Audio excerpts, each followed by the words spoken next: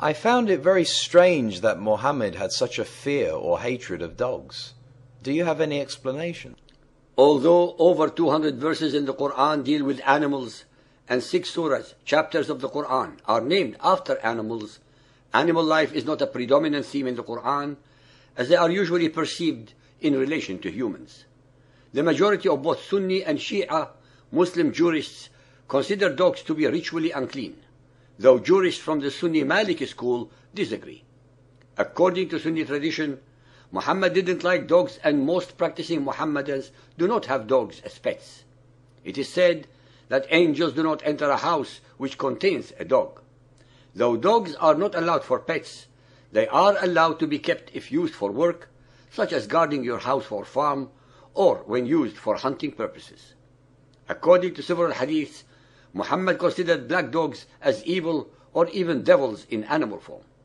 In both Sunni and Shia accounts, Muhammad is said to have conversed nonchalantly with camels, birds, and other species of animals. Of course, these miraculous conversations are not mentioned in the Quran, because in reality they were concocted over a period of 300 years after his death to give Muhammad the same supernatural qualities as King Solomon, who talked to animals as mentioned in the Quran, Surah An-Naml 28.18. Muhammad's hatred of dogs in general and black ones in particular may be attributed to a nasty encounter or experience during his childhood. Otherwise, why would an alleged shepherd boy have a morbid fear or dislike of them when they are the best animals to herd, control, and defend them? Besides the horse, the dog is the friendliest and most loving and most loyal animal to man. Sahih Muslim Hadith 551, narrated by Abdullah ibn Mughaffal. The Messenger of Allah ordered killing of the dogs, and then said, "What about them?" i.e. about other dogs, but then granted concession to keep the dog for hunting and the dog for the security of the herd, and said, "When the dog licks the utensil, wash it 7 times and rub it with earth the 8th time." Sahih Muslim 1032, narrated by Abu Dahr. The Messenger of Allah said, "When any one of you stands for prayer, his prayer would be cut off by passing of an ass, a woman, or a black dog."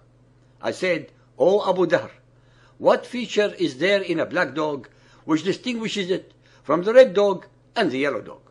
He said, "O son of my brother, I asked the Messenger of Allah as you are asking me, and he said, the black dog is a devil." The greatest and most intelligent of all prophets recognized the devil in black dogs. It takes a Satan to recognize another Satan. Sahih Muslim 3814, narrated by Abdullah ibn Mughaffal. Allah's Messenger ordered the killing of dogs and then said, "What is the trouble with them, the people of Medina? How dogs are nuisance to them, the citizens of Medina?" He then permitted keeping of dogs for hunting and the protection of herds. Muhammad willy-nilly made decisions of great importance, changed his mind, and rescinded earlier ones, just as Allah was doing with his abrogating and abrogated verses. Our listeners should not be surprised, since they should know by now that Muhammad, Gabriel, Allah, and Satan are one and the same character, Muhammad himself, while the others are his puppets in disguise. Sahih Muslim 5248, narrated by Maymuna. One morning, Allah's Messenger was silent with grief. Maymuna said, "Allah's Messenger, I find a change in your mood today." Allah's Messenger said, "Gabriel had promised me that he would meet me last night, but he did not meet me. By Allah, he never broke his promises." And Allah's Messenger spent the day in this sad mood. Then it occurred to him that there had been a puppy under his cot. He gave an order, and it was turned out. He then took some water in his hand and sprinkled it on the place.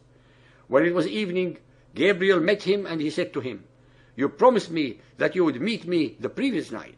He said, "Yes, but we do not enter a house in which there is a dog or a picture." So the very next morning, he commanded the dogs to be killed. He announced that the dog kept for the orchards should also be killed.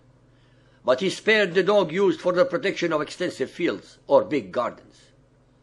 It is on such incredible stupidities and mendacities do the followers of Muhammad hang their logic and intellect. That is why most Muhammadans do not own dogs as pets and actually shrink from them. Al-Tirmidhi 4102 and Sunan Abu Dawud Hadith 2839, narrated by Abdullah ibn Mughaffal. The Prophet said, "Were dogs not a species of creature, I should command that they all be killed, but kill every pure black one." Sunan Abu Dawud 2840, narrated by Jabir ibn Abdullah. The Prophet of Allah ordered to kill dogs, and we were even killing a dog which a woman brought with her from the desert. Afterwards, he forbade to kill them, saying, "Confine yourselves to the type which is black." Sunan Abu Dawud 5084, narrated by Jabir ibn Abdullah. The Prophet said, "When you hear the barking of dogs and the braying of asses at night, seek refuge in Allah, for they see which you do not see." That is, they see the devil. Sahih Bukhari 1.493, narrated by Aisha. The things which annul prayer were mentioned before me, and those were a dog, a donkey, and a woman. I said, "You have compared us women to donkeys and dogs." Sahih Bukhari 1.498, narrated by Aisha. It is not good that you people have made us women equal to dogs and donkeys. No doubt, I saw Allah's apostle praying while I used to lie between him and the Qibla, and when he wanted to prostrate, I pushed my legs and I withdrew them. Even an unlearned teenager, such as Aisha was, realized to what level of degradation womanhood was reduced to by Muhammad and his male followers even unto today's 21st century. 1400 years of human progress have not been able to dent the thick armor of total and abysmal stupidity that is the demonic cult of Muhammad and Islam. Sahih al-Bukhari 4.540, narrated by Abdullah ibn Umar. Allah's apostle ordered that dogs should be killed. Al-Muwatta Hadith 20.90, animals that someone in ihram can kill. Yahya related to me from Malik, from Abdullah ibn Dinar, from Abdullah ibn Umar, that the Messenger of Allah said, "There are 5 kinds of animals which it is not wrong for someone in ihram to kill: scorpions, rats and mice, crows, kites and wild dogs." Only by studying Muhammad himself, and hence his psychological profile, can one understand his hatreds, anger, jealousy, pomposity, mendacity, and other unsavory characteristics of his. They are all caused by his pathological narcissism. Muhammad hated all creatures, human or animal, that exhibit happiness, joy, fidelity, love, affection, and loyalty. These are the very attributes of dogs. As we all know by now, he was lacking in all these characteristics. So do his cloned believing followers, the joyless, hate-mongering living dead. That is exactly why fundamentalist Muhammadan Muslims have no dogs as pets, as well as show exactly the same depraved lack of compassion or mercy towards any and all humans who do not follow their creed.